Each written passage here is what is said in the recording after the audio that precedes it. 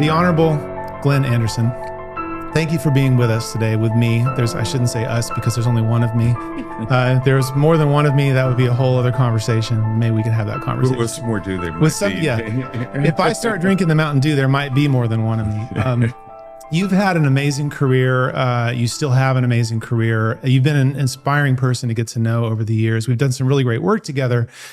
And we've had some recent conversations that have kind of jumped in front in my mind as I go to publish this book that I'm going to describe a little bit, but it's aligned to the divine design. It's the idea that there's an alignment between layers of reality. There's God at the top, call it whatever you want, civilization, work layer, family, and then me, little old me down at the bottom. And something that you told me about recently just made a huge impression on me. I want to hear your take on this, just right off the top. When you're building an economic zone, it actually has to be a place people really want to live. It can't just be like a bunch of businesses with a bunch of cool ideas and maybe government business partnerships, and then you just snap your fingers and it's like, magic. Right. How does that work?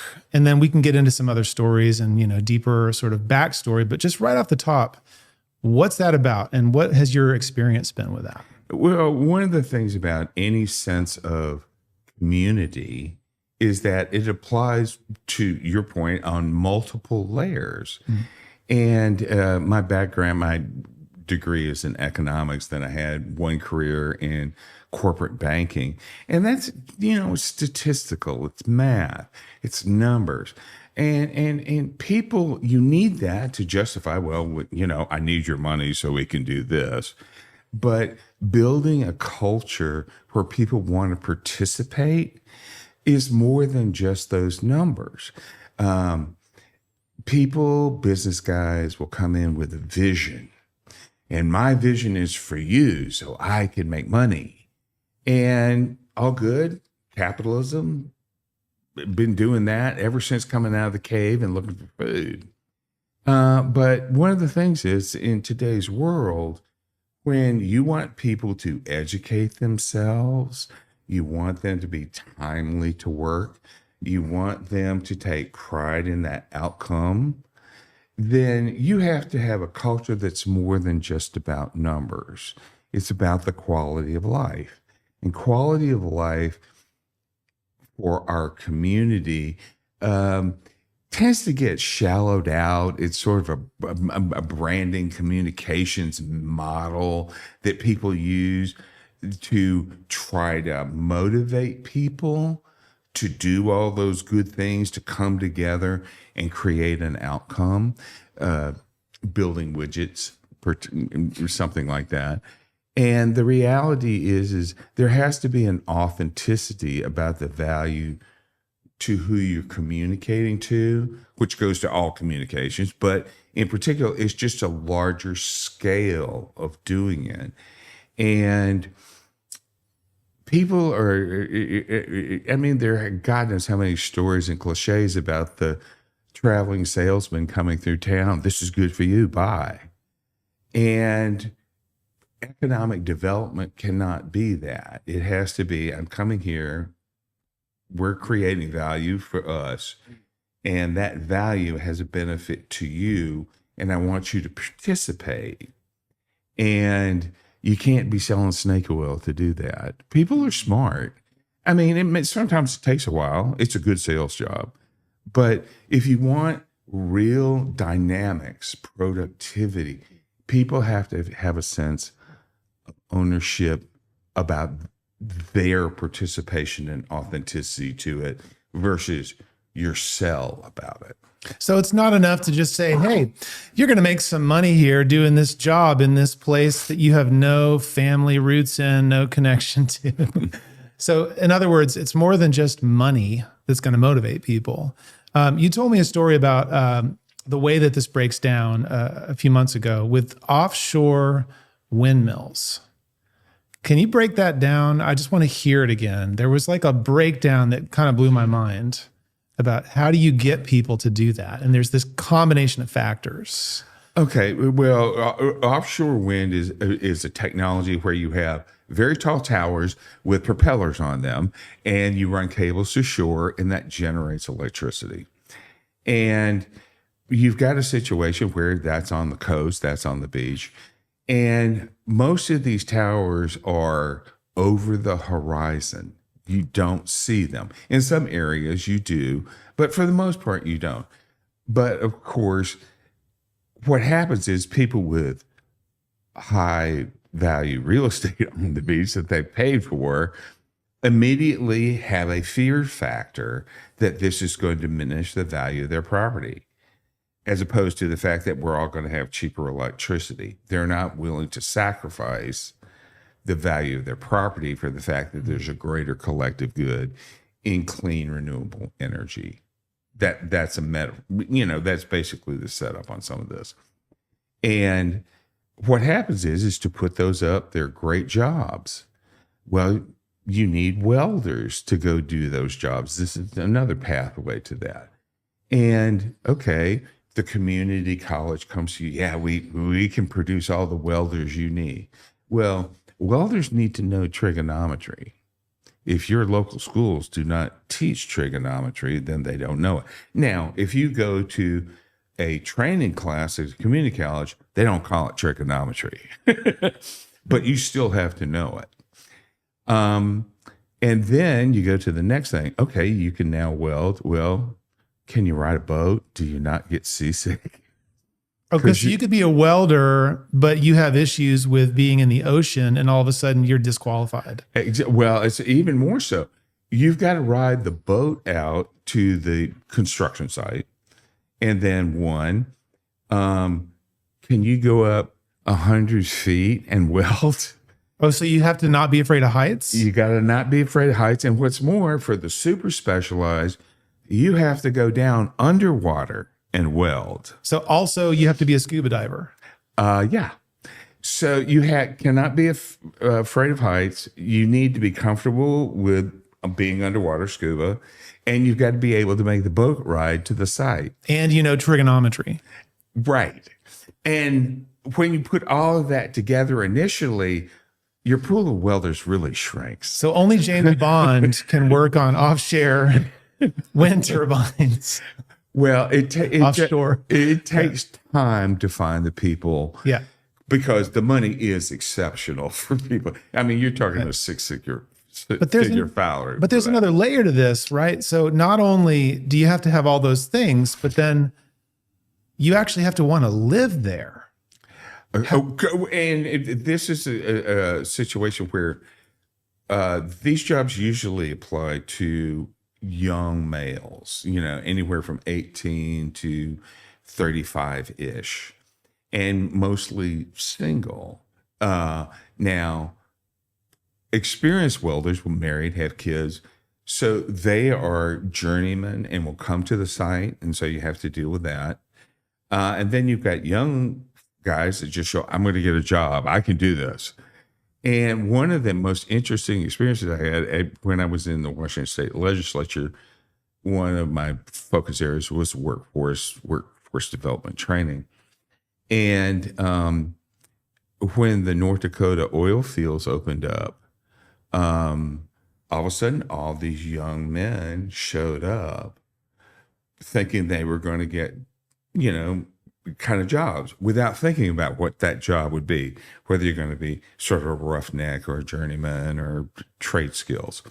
So the folks in North Dakota, their entire education system had to adapt to sort of a new Wild West scenario. All these young testosterone-filled young men, some with skills, some not, all showed up on their doorstep looking for oil jobs. And so how do you manage that? And you had to go find those experienced welders to leave their family. You said, we're going to put you up in a dormitory for 6-9 months. We're going to pay you an absorbent amount of money. And we're going to have you train all these young guys. Those people are scarce to find, and they can call their tune. This is not something where, we're going to pay you a lot of money. Well, somebody else is going to pay me a lot of money too. Yeah. Unless I find that this is for some reason more interesting to me. So that sounds like a really complex problem that you would really need a lot of smart people to work together to solve, and would probably cost a lot of money to build the solution for. It always costs more money than to build the solution. If you're looking for a solution, problem solving is never cheap. It is cheaper if you do all your homework up front, like understanding the community, understanding the pool of people and their expectations and what's available. You can show up with how many trucks or how many instructors, but if you haven't done your homework about the culture of where you're going to do your project, and you haven't thought about, okay, we have a timeline, money, time is money. If you haven't really thought about how you're going to organize, incentivize, emotionalize people to participate to your schedule, then it gets a lot more expensive for economic development, or for any project for that matter. So getting the culture piece right sounds like a huge cost savings down the road. Yes, obvious. It is. Seems just patently obvious, and something a lot of people miss. I kind of have a two-part question. One part, your background in banking and in, I guess, was it consulting, right? As well as banking, like advising right. CEOs and business, combined with your background in Washington State Legislature in particular, but knowing how to get things done in government, but being infused with the knowledge of how things really work. Those are not always the same thing, right? They are very different environments. And one of the things about being in a political position in a legislature, a lot of people come to you, you're dealing with multiple problem-solving sets at once. Okay. And you have a limited amount of time that you can allocate. So you do have to prioritize. Okay, out of 100 things, I'm going to focus on these 5 things. And to understand the culture of change and the ability to negotiate change, you have to learn how, in the morning, you'll be in a room with 5 people who have the same amount of power as you do.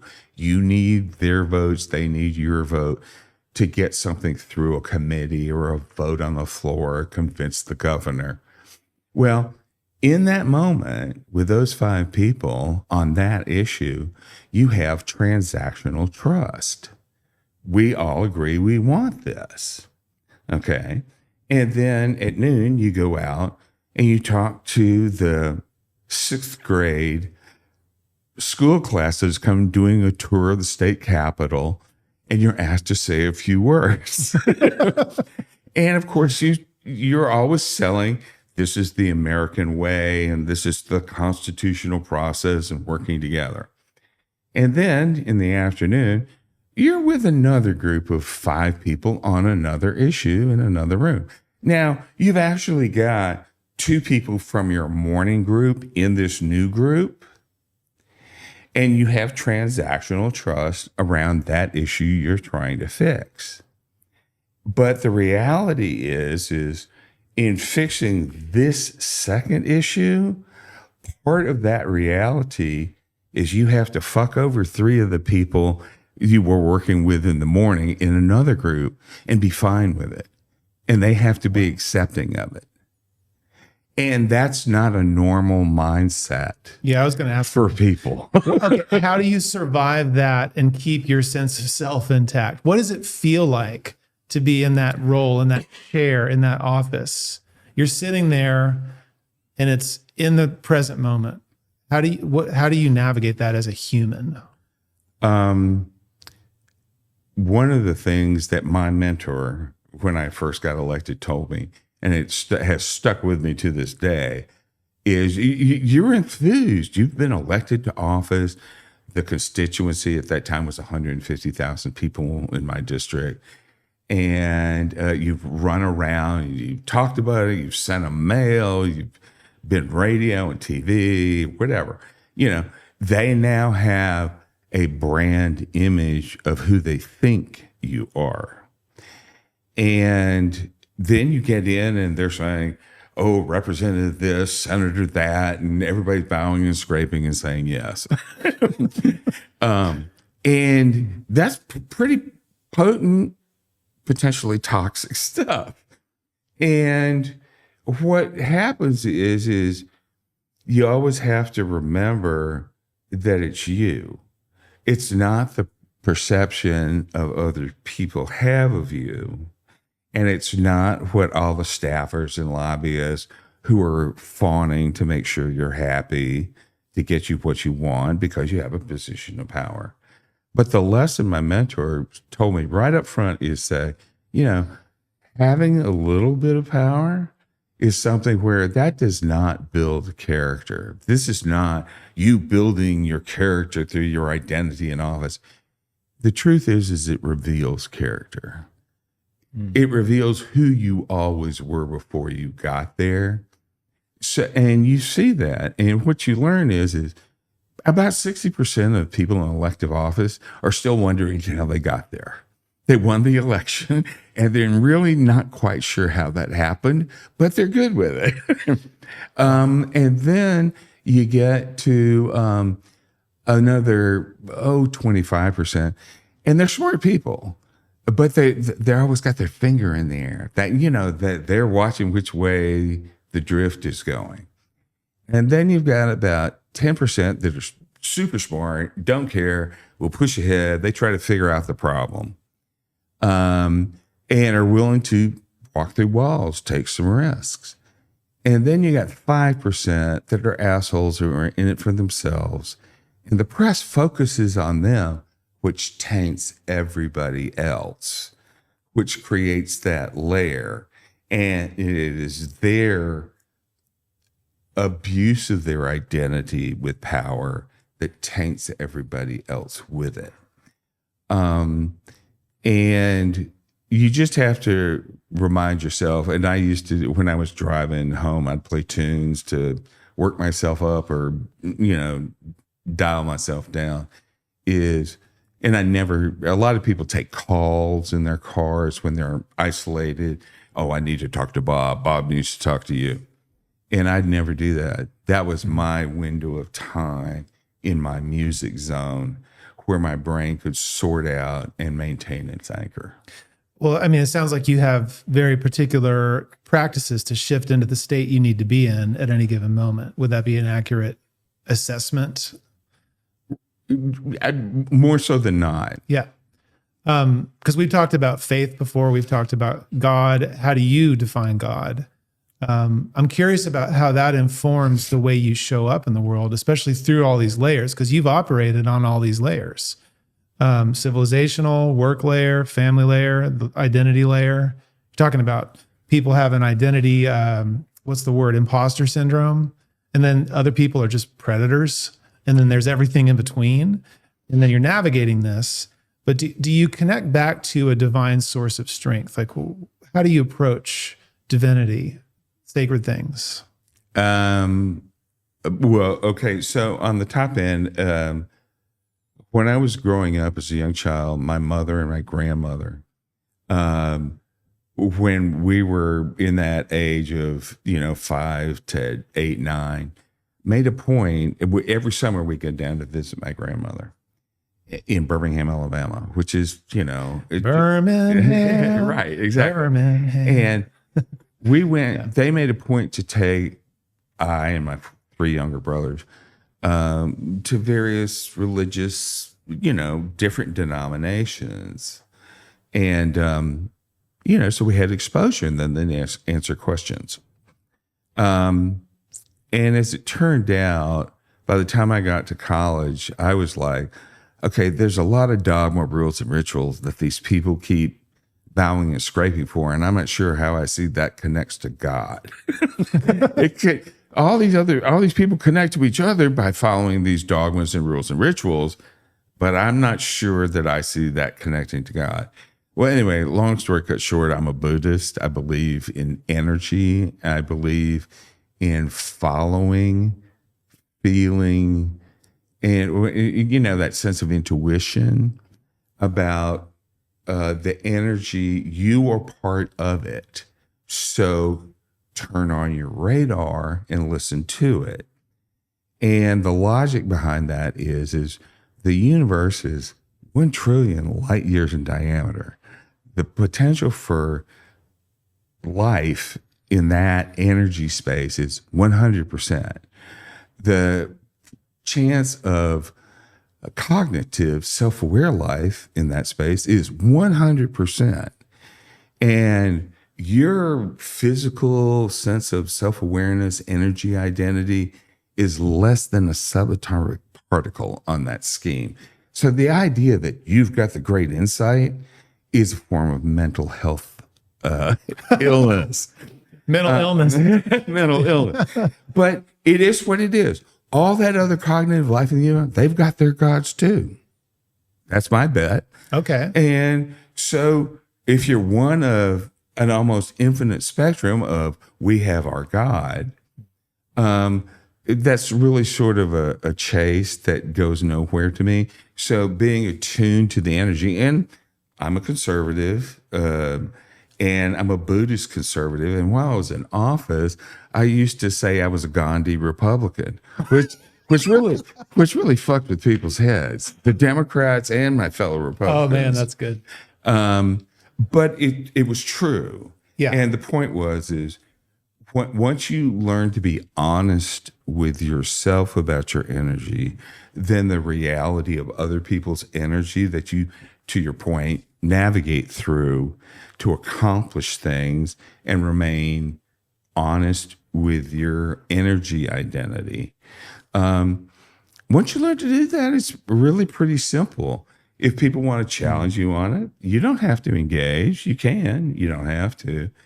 And when you bring that mindset together, when you watch around people using their God to judge other people, when you consider that scale I mentioned, you realize that perhaps they want to rethink that and look in the mirror. I've always felt like God is bigger than anyone's religion. And, to say that we've got the drop on exactly what that is, and then it's contained within our little world, kind of feels like a form of blasphemy to me. I would agree with that statement. God has no religion. By definition, all the major religions say God is greater than religion. Yeah, they have to say that. God is greater than us. I mean, it really does all boil down to don't be an asshole. The golden rule: do as you would be done by. Follow, recognize the flow of your energy within the larger energy package. Yeah, and don't judge people for the choices they make with their energy. Because it doesn't align with yours. They are on their own path. And just because they're not on mine doesn't make them good, bad, or indifferent. One of my mentors told me recently, never interfere, never step in between a man and his lesson. I would agree with that. Well, so was there a time in your life when you didn't know this? Was there a moment where you crossed a Rubicon of self-awareness that you weren't going to cross back because you learned that lesson? When you're young and without education, that's a real ping pong ball fight. That may never happen. But when you educate your energy, which is why I'm such a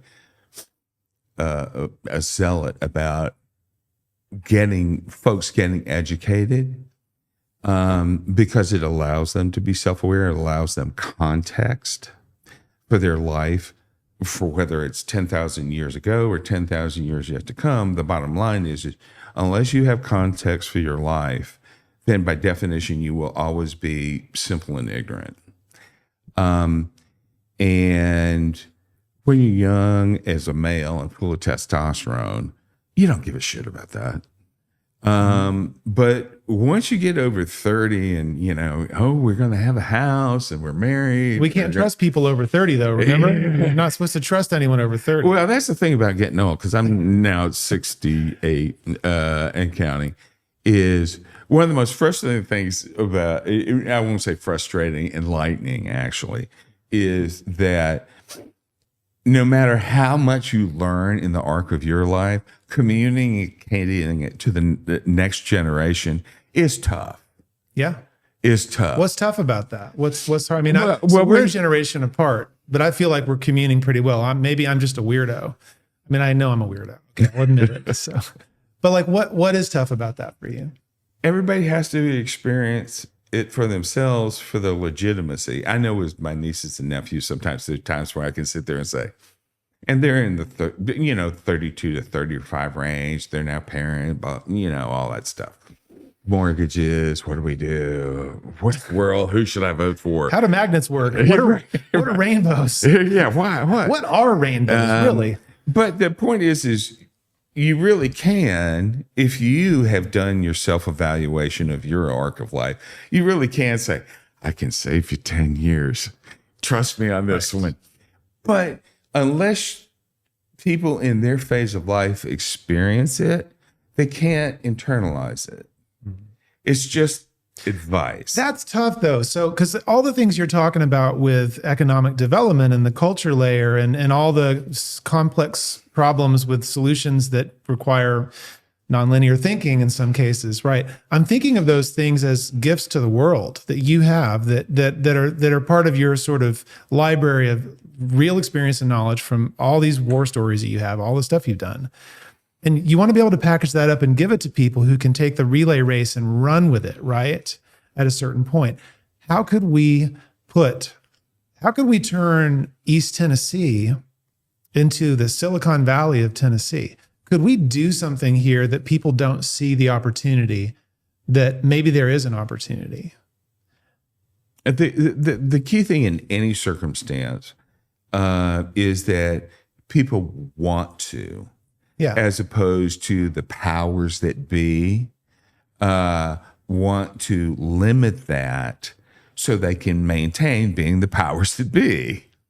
And education is that. If you educate people to a bigger world, expose them to a bigger world, then they can accept a bigger world, or they accept it more quickly. It never happens. So is that the entry point? I mean, we've got a national laboratory in Oak Ridge that's got groundbreaking science happening every day.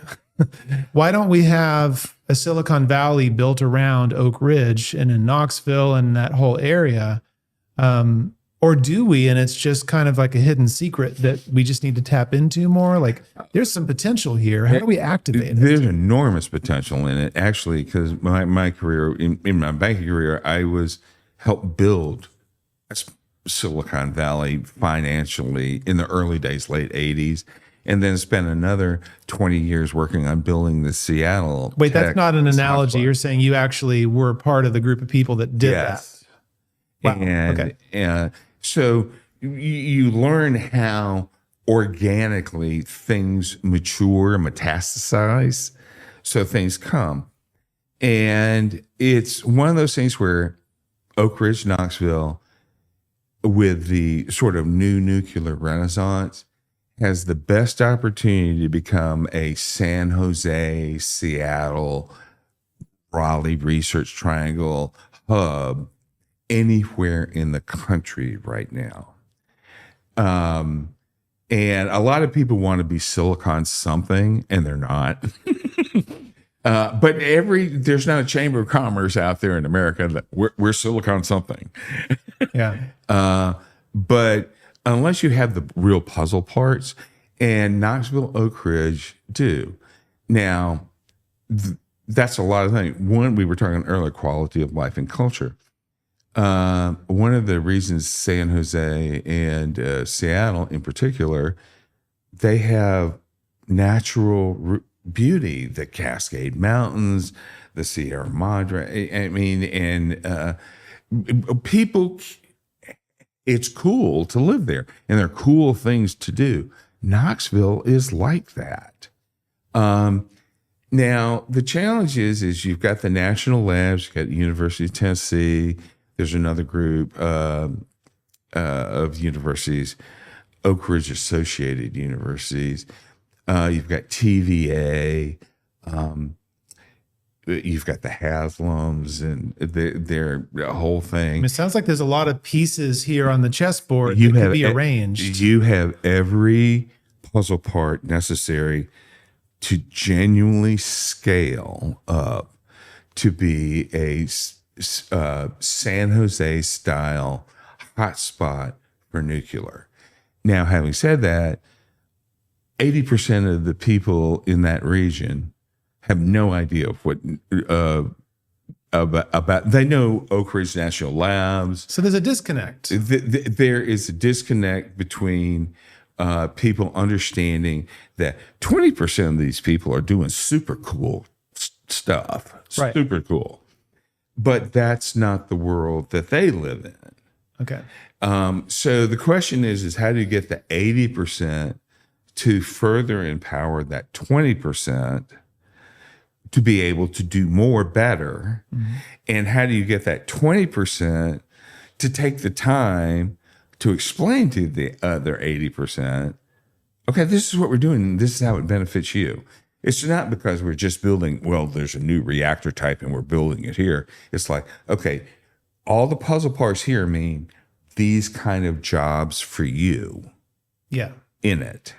Well, there's a communication layer here that I think is important to question, which is all my life growing up, you're talking about environmental impact and offshore wind, and all my life growing up, I heard ever since I was in grade school and public school, even, it was like nuclear equals bad. The risks at nuclear are environmental, natural events, tsunami.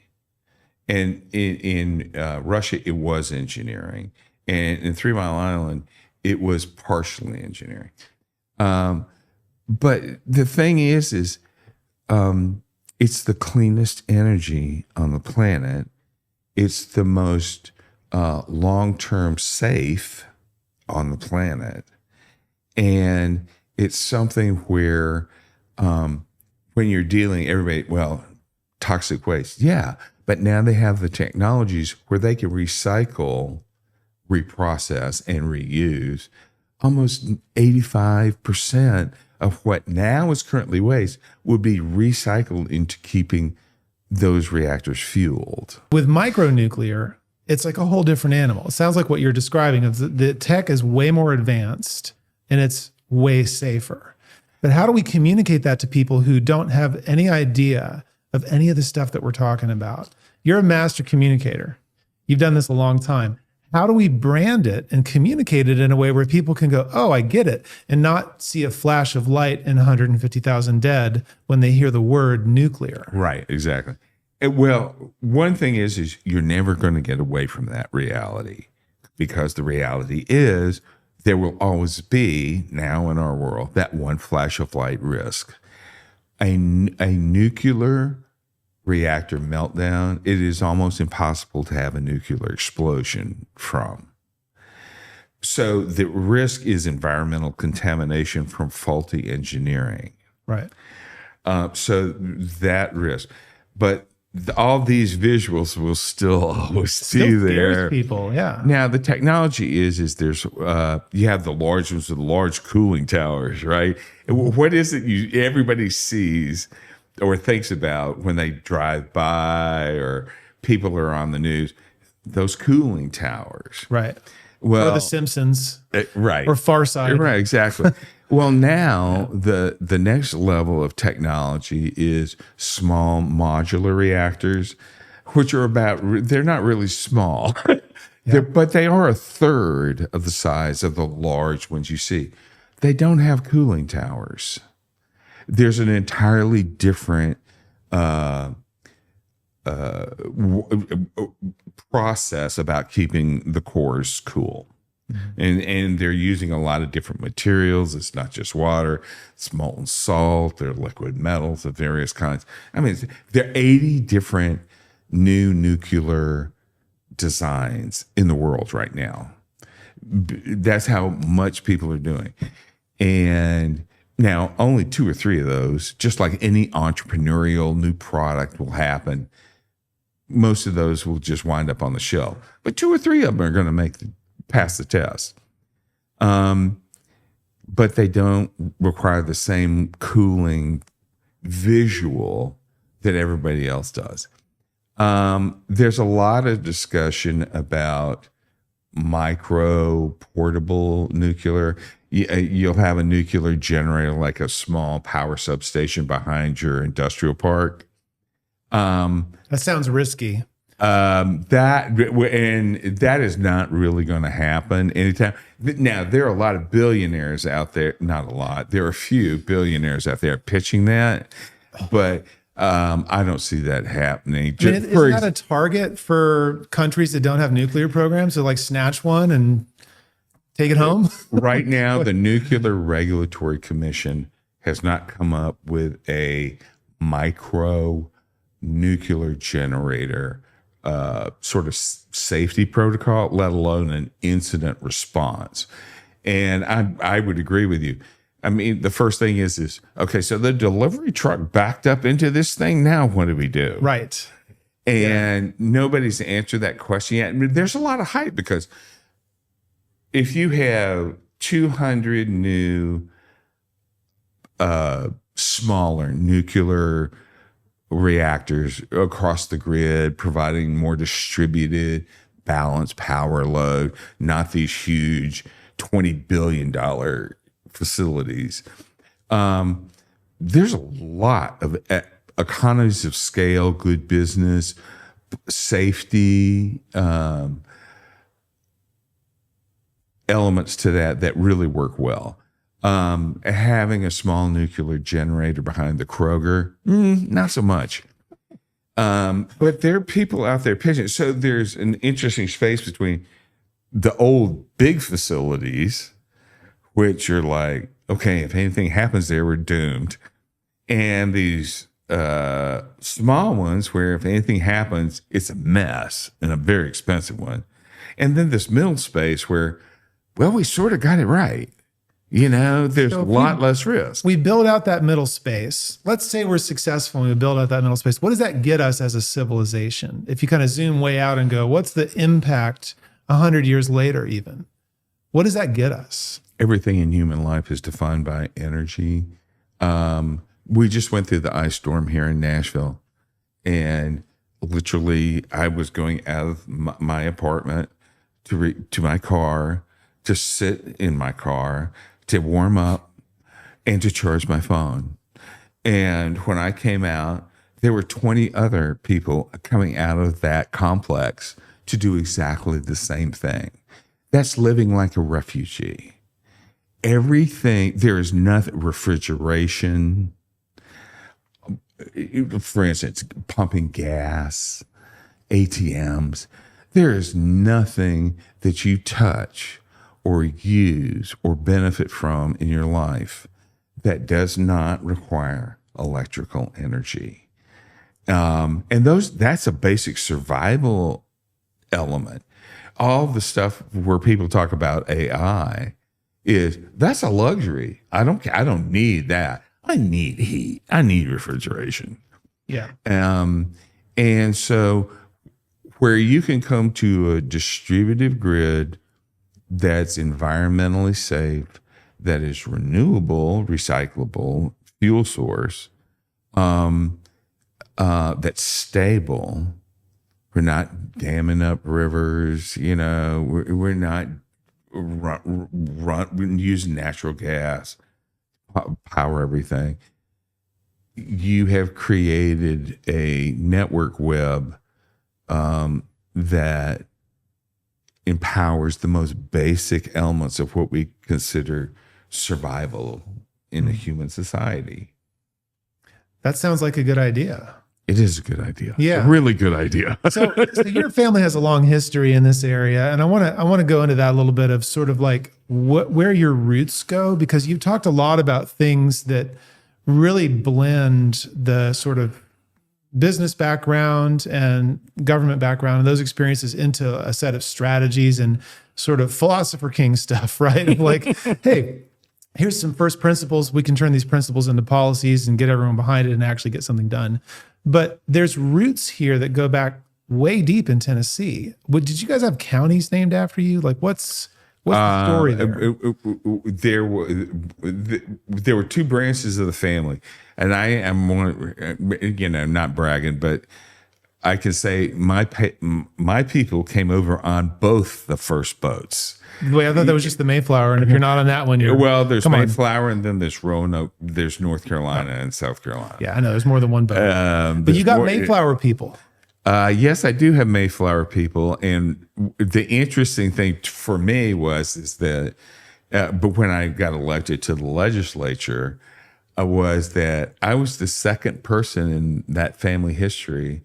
The first person was an original member of the Massachusetts Assembly, the first one. Wow. Now, there were lots of, county commissioners and mayors and, all those kind of things. Yeah.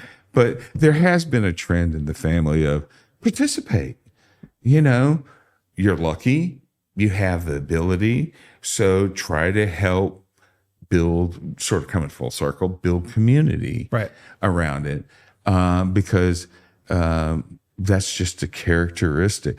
But for Tennessee, there was a branch of the family that came through South Carolina, landed on the boat on that end, and went through the Cumberland Gap, all that kind of stuff, and over, I believe, in Putnam County or whatever the county is next to there, I forgot. But helped establish that. The family branch there was Ward, I believe it was Ward. And then in addition to that, there was an additional migration from that branch of the family that wound up founding another 2 counties in Northwest Alabama.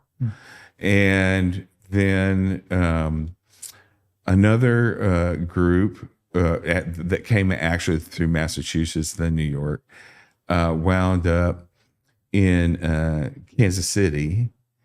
And from there, I had family go across the Oregon Trail and wound up settling in California. But actually, my brother is the bigger, family genealogist. But going through, we landed on the boat. I am a member of the Mayflower Society. How many people can say that?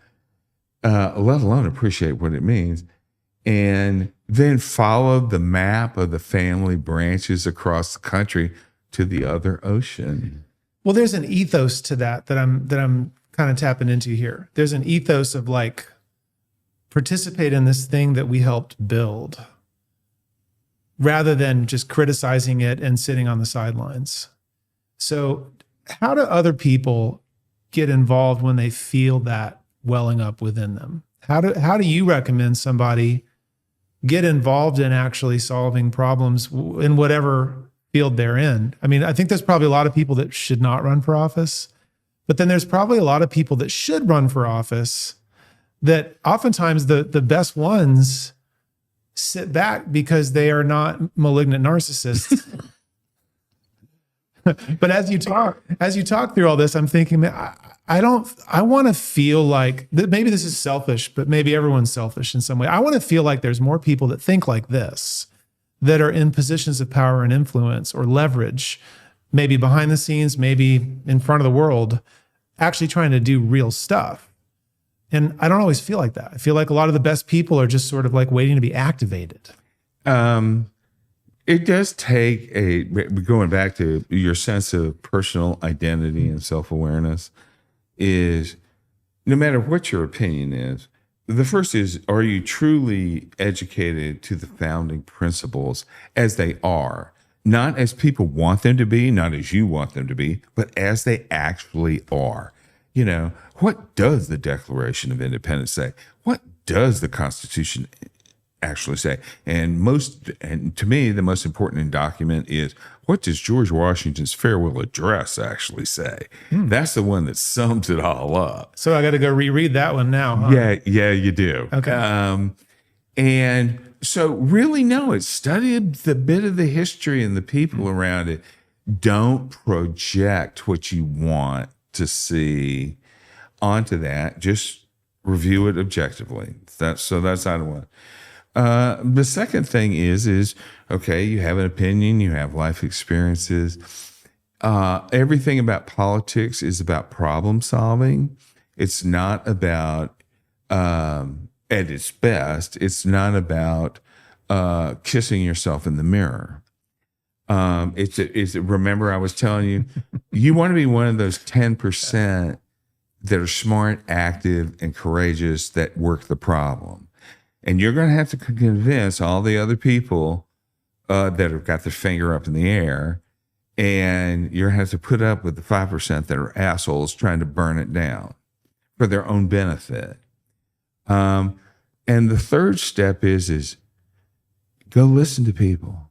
Just go listen. Ask them a question and shut up. And see what it is. You know, when you have the reference of the intent and structure is this. The oath to office has nothing to do with your opinion, your partisanship. It has to do, you are sworn to protect the process of the intent of those documents. And then once you go out there and listen to people about whatever they see problems as, then you come to the last step, which is, you know, your perception. You're a symbol to people. You've got to have a tough enough skin to know that whatever you say will be misinterpreted, deliberately or not, by somebody. Sounds like being married. No comment. And wow, married to 150,000 people. Yeah, you know, and because that's usually as a legislative district. I mean, it can be anywhere from 90 to 150, different states, different thing, let alone larger. Okay, you're a U.S. senator or something like that.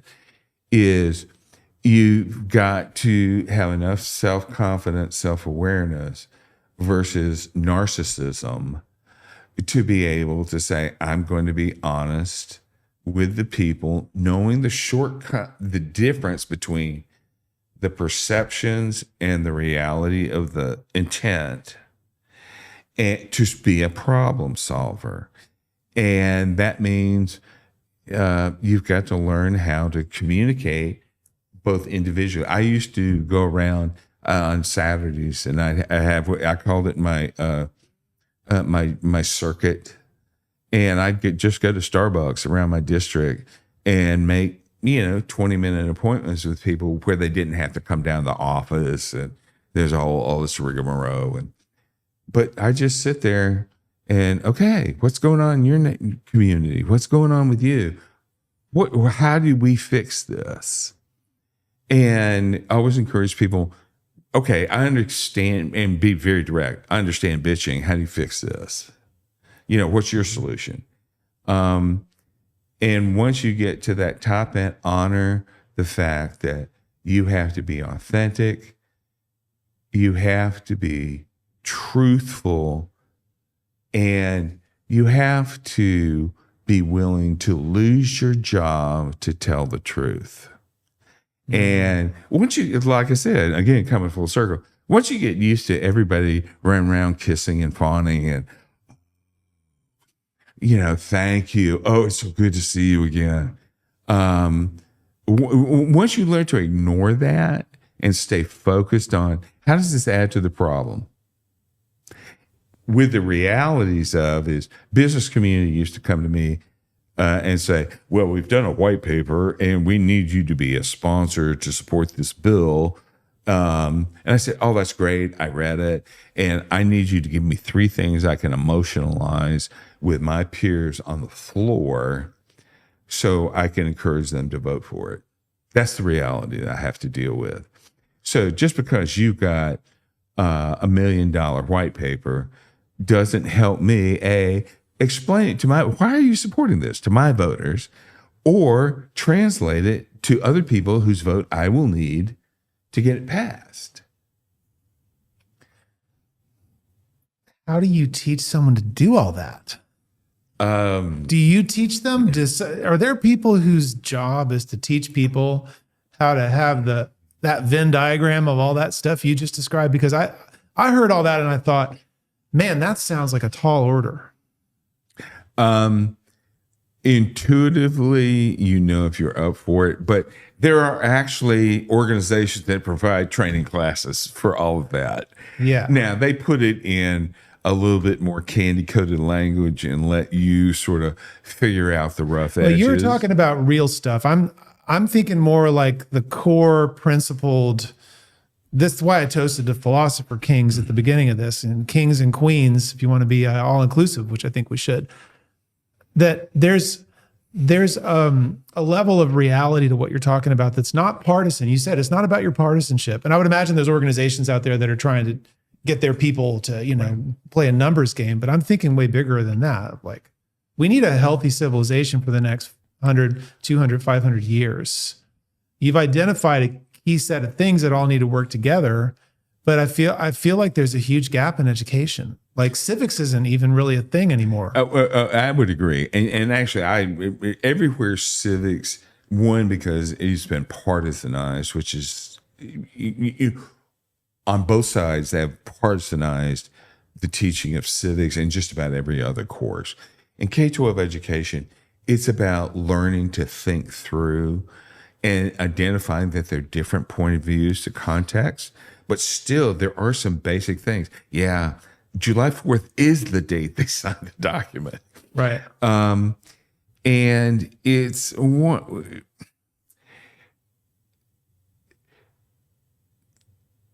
when the civics test for, they've actually done research on this, and the civics test for U.S. naturalization citizenship, pretty good test actually.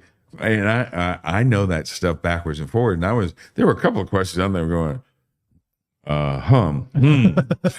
And the reality is most Americans, for all the bitching and whining, would fail that test, like 2 out of 3. And so you're expecting immigrants to have a better understanding of U.S. civics history than most native-born Americans. That's the thing you got to get over. You got to sit there and say, whether it's math or civics or fundamental science, you have to pass the class. And we'll spend all the money on summer school, etc. But you got to pass the class. Is that why you focused on education so much? Yes, it is. Because like I said, unless you educate your energy, you're just sort of a drifting, dissipating force. If you educate your energy, it's immeasurable what can be accomplished. And there are just way too many stories throughout history, not just U.S., I mean globally, where parents have made just unthinkable, extraordinary sacrifices so their children could get an education and not live their lives. And in America, we've lost that sense of compelling urgency and accountability in parenting to make sure children have that, and children are accountable for it.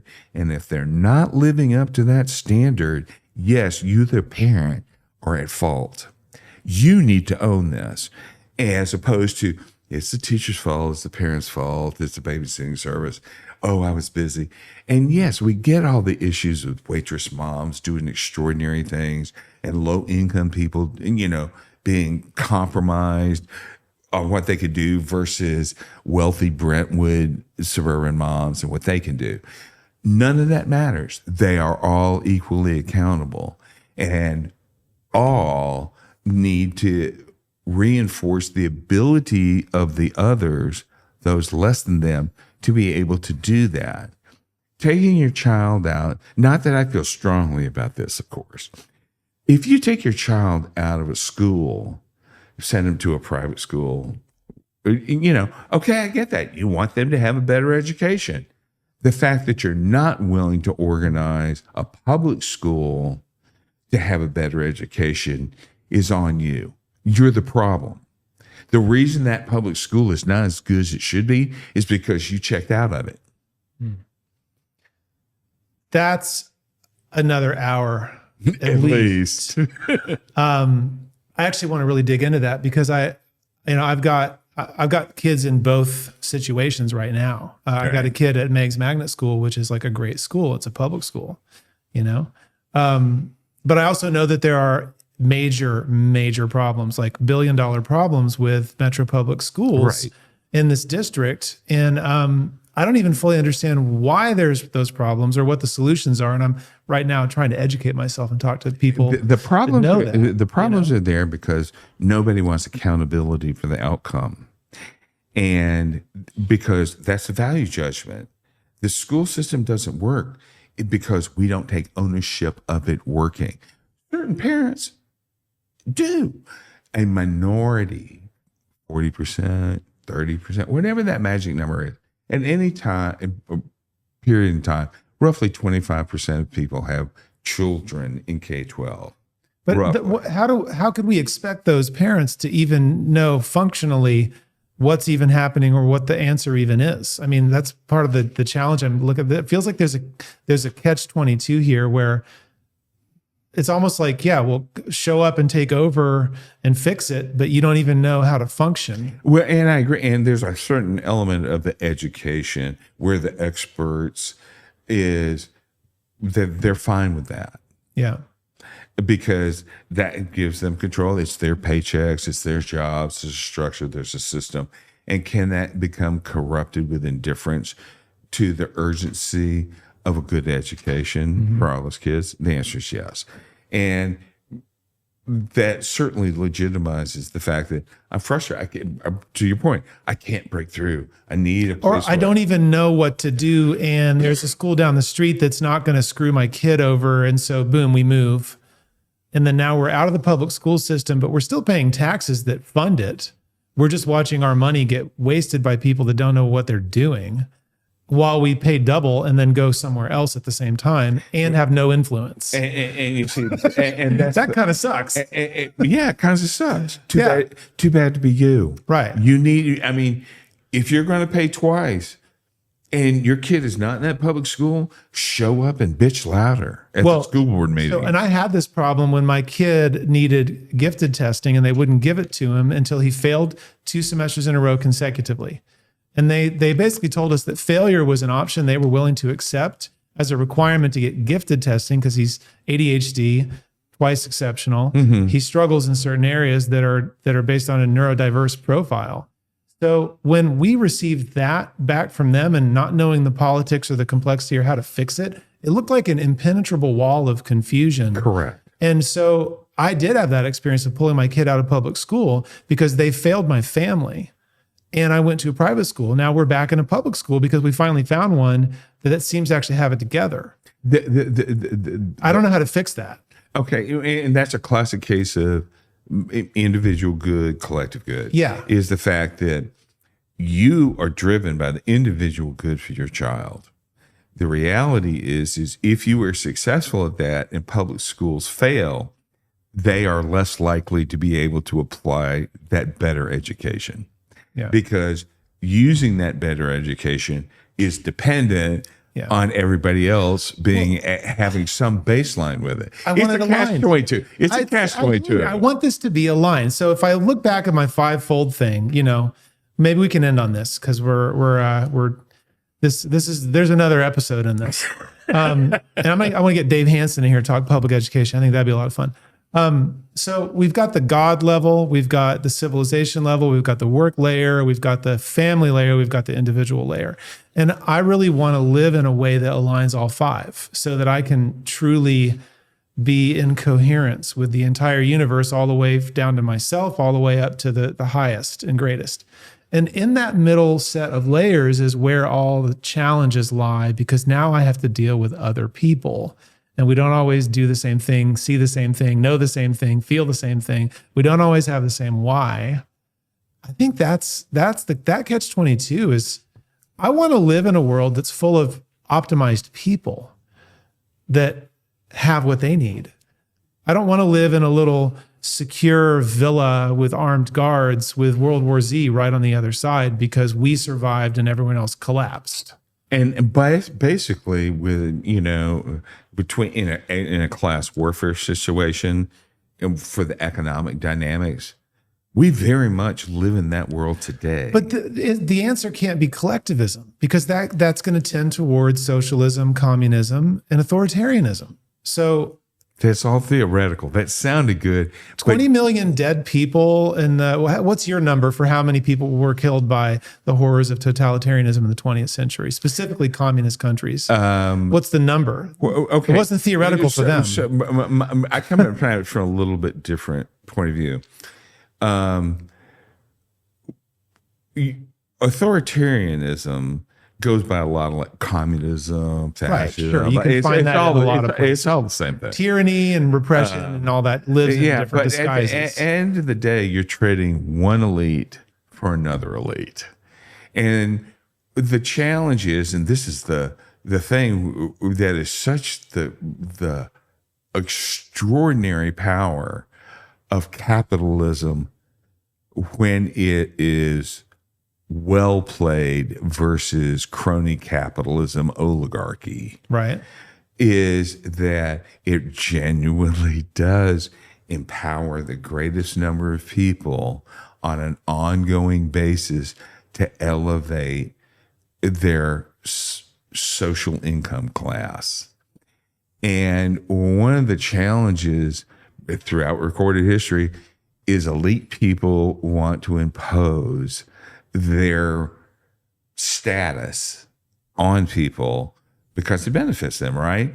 And in every case, eventually, all those poor people that say that sucks, they rise up and they kill the rich people, which is why we have a social safety net. That's why socialism actually works. You may not like it from a profit capitalist point of view. That doesn't sound very conservative. It's a realist. You got to be honest. Yeah. In capitalism, there are inherent inequities. In every system in the world today is capitalism. U.S. cowboy capitalism, Euro capitalism. Then you have Russian gangster capitalism, and then you have Chinese state capitalism, which really is more of a socialist. That's the closest it comes to socialism. But look at the Chinese. Okay, it works for them. Now the government has a very heavy thumb on all that. As a conservative, what you want is people. In Burkean conservatism, you want change to be gradual, so the class differential does not give you the French Revolution. Yeah. And they kill all the elites. And that is one thing that gets missed when you use oligarchy, which we're dealing with now in the U.S. There's hardly an industry you can go to that is not controlled by 3 to 6 mega corps. Mm-hmm. That's oligarchy. Yeah. And right now, the most conservative thing is to empower the lower income layer so that that escalator to what is better continues to work. And that's why I'm so focused on education as a conservative, is because a broad 3-dimensional education with all the dysfunction we just got through talking about is the only way you actually protect the freedoms that we say we value. Well, on that note, I'll propose a second toast. There you go. 2 philosopher kings. See, you got me going. Yeah, thank you. We're going to have to do this again. This was super intriguing. Victory. All right. Well, thank you, Honorable Glenn Anderson. I appreciate your time. Love it. Thanks, man.